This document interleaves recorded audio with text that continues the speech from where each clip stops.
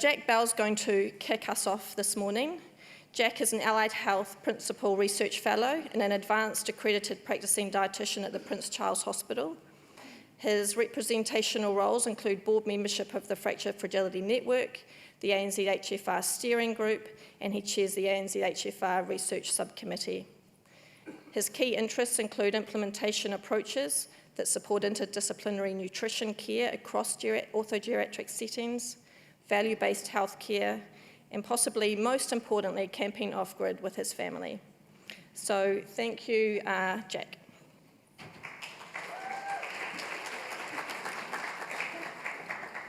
Thanks so much for the opportunity to present today. It's really good to hear that nutrition is already hitting the radar.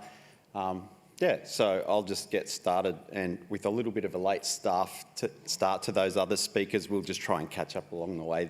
Apologies, the bell didn't work too well, but I'll see if I can get your time back now. So, I guess we go this. So, a long time ago in a land far, far away, in Oxford actually, in I think it was 2019, had a number of discussions with different people here, and I'd already been plaguing Professor Close for quite a while about the opportunities for nutrition and whether we could do something a bit more in this space. And I had all these great ideas and I'd mapped them out, and basically they were mostly based on the fact that in 2017 there was a physiotherapy hip fracture sprint audit done in the UK, and that seemed to be a really useful approach, whereby if you've got, I'll just go to the conclusions first. So it was big. It was very big, would be fair to say. And their conclusions were, and this is from Antonino Johansson and a few others, the sprint really allowed detailed clinical information to be captured using structures of a well-established audit, and it was mostly due to good communications and project management team. They had a really good, exceptional actually member contact database, clinical leads on the ground, and a desire for change. And at Oxford, it became fundamentally apparent to me that we had all of those key factors in place across the ANZHFR to consider running a sprint.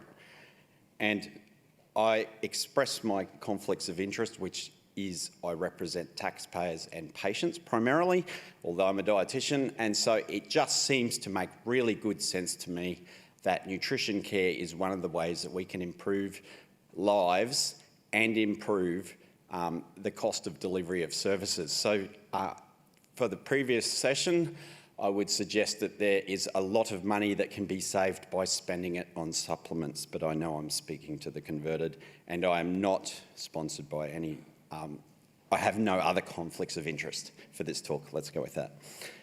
So what is a sprint audit? So it's a tool to gather additional information on specific areas of care that you want to drill down on, basically. So you get the registry core data set and you add some stuff to it. It's for a defined period of time, and it allows a really close-up view of that particular thing. Now, why don't we do that all the time? Because most people collecting data for the ANZHFR are doing it in kind or with very limited resource, and we don't want to burn out our precious resource. So that means that those of us who want to get all of this fantastic data actually need to listen to the people's voices that are saying, please don't murder us, this is too much. It's not about trying to collect everything that we want, but it is about what are those absolute key things that we really need to find information on.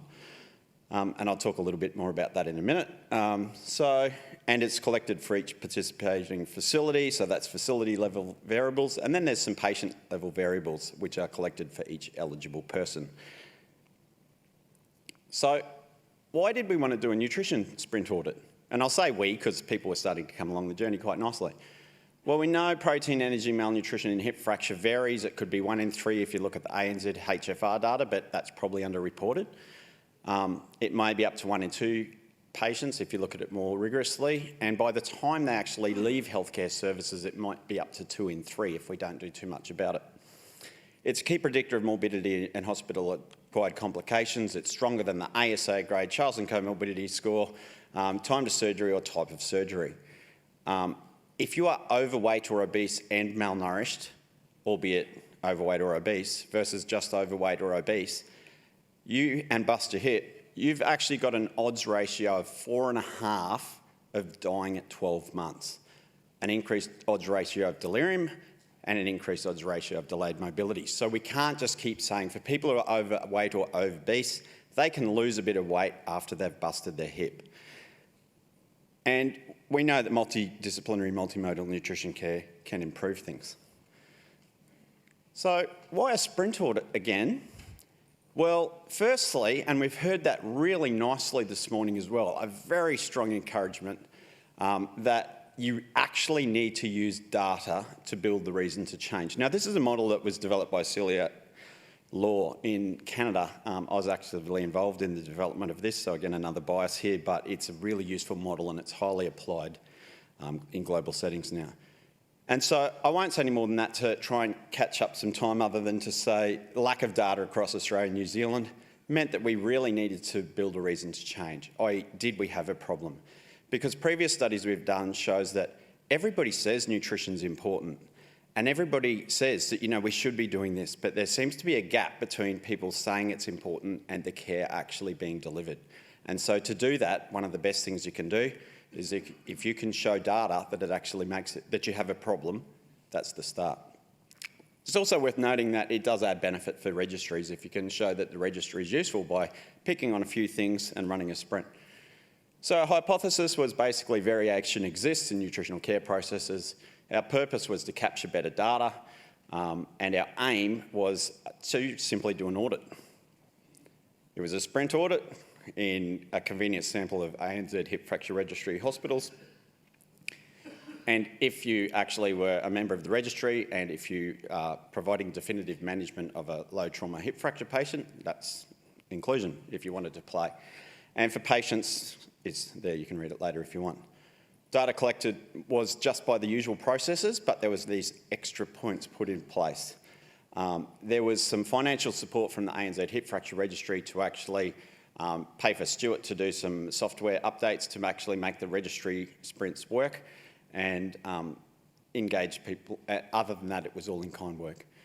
And very sadly, the only state that didn't sign up for doing sprints was the state I work in, Queensland. Our governance in Queensland precluded us from actually being able to contribute patient-level data to something that makes a big difference. And so I'm happy this is being recorded because I want this fed back. So in terms of evaluation measures, we actually wanted to know, did the patient become malnourished while they were in hospital? What type of nutrition support was provided? Were dietary restrictions prescribed in the post-operative period? If the patient has actually been diagnosed with malnutrition, is it documented and is the patient aware of that? And are they provided with an individualised treatment plan? And if they've been diagnosed with malnutrition again, is there something detailed somewhere to say that that's handed over beyond the hospital if the patient wants that done? So they are all things that we would expect that should be delivered as part of good care. Now, that looks like a pretty simple list. That took us about 2.5 years to actually get to. There was a lot of work, and to be fair, we were also trying to work out how to run a sprint in the registry. So Mitch and a couple of others who'll say that they managed to do it in a year is because we faffed around a whole lot first trying to get it right. Sorry, get it right first time. Well, we nearly got it right first time. There's a couple of things. I won't talk about the facility level measures other than just say that we asked some there, and the slides will be available later so you can have a look at these later. So just press pause on the recording and read those to your leisure. So we got 450 patients aged 50 years or over in 1 month, and 30 hospitals across Australia and New Zealand. That's for the patient level data. And because we could include Queensland in non-patient level data, we actually had a few extra hospitals contribute for the facility level. Now, these are not designed by me.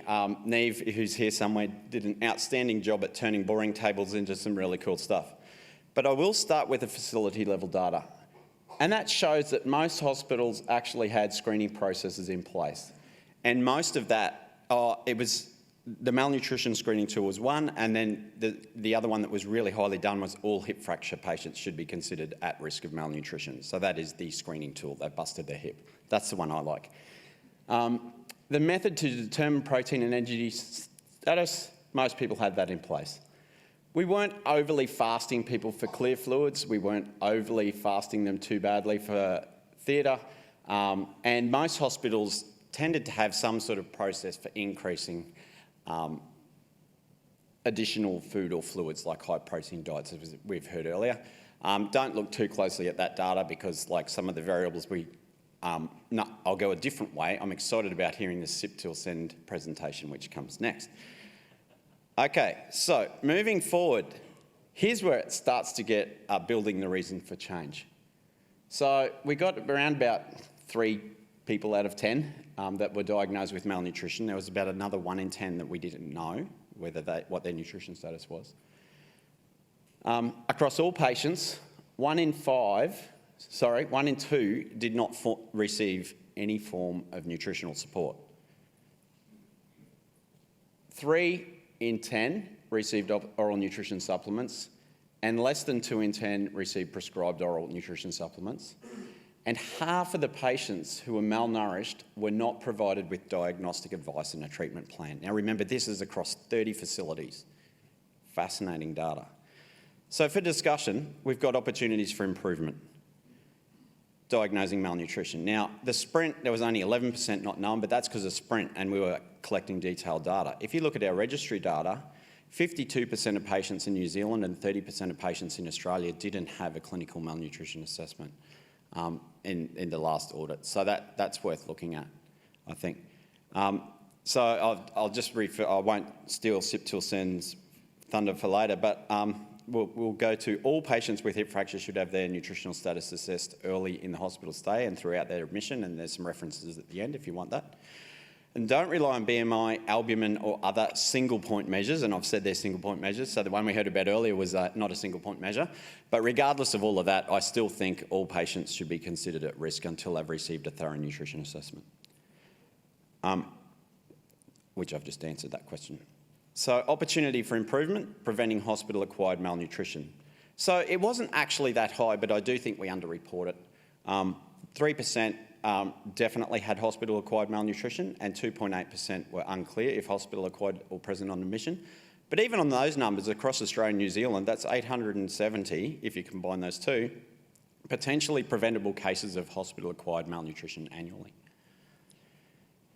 So how do we move this forward? I'll be discussing this over with some colleagues over some sessions and workshops over the next few days. So if you haven't thought about nutrition and if you're interested, just have a look at the program and you'll see some details. So I'm not going to go through this too much, again, to try and keep us to time.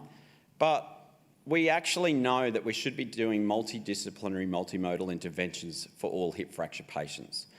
And that doesn't mean refer to the dietitian. Let's just go with that.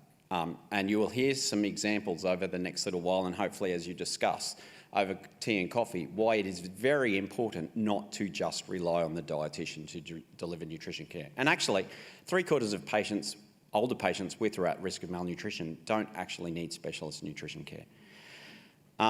We actually do need to increase our number of patients receiving oral nutrition supplements, and particularly there is emerging evidence that this should be considered as supplements as a medicine. I think there's some good rationale for that approach.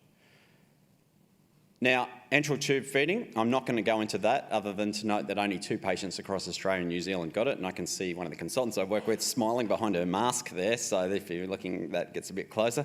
And there's reasons for that. So I won't go into that too much in this presentation, but we'll discuss that elsewhere. So, getting a bit closer towards the end here, so dietary restrictions. Dietary restrictions that may limit dietary intake are potentially harmful and should only be prescribed where considered essential. Well, that's fair enough, but actually we need to get much better at de-prescription.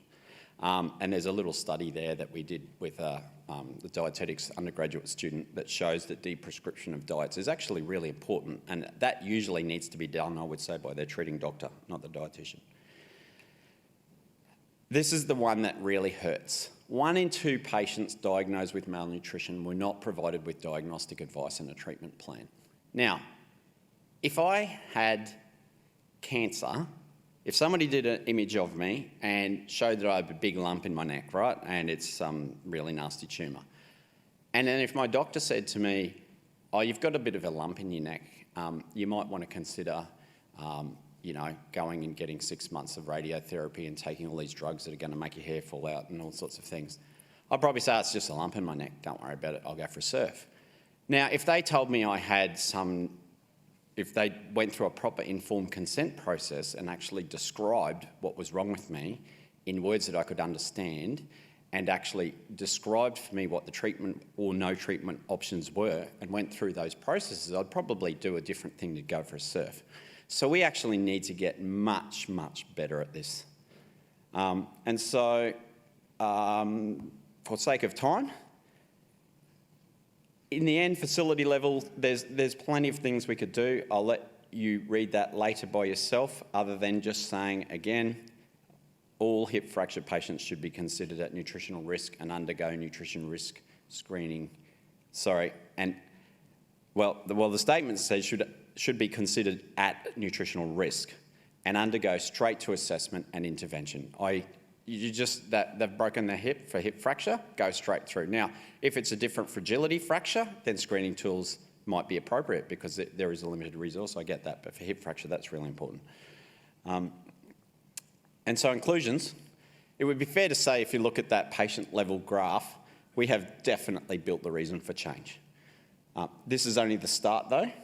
If you want to get involved in the change process, stay here because there's SIP till 10 next. There's a Thursday plenary session, the benefits of nutrition in residential aged care facilities, which we've already heard.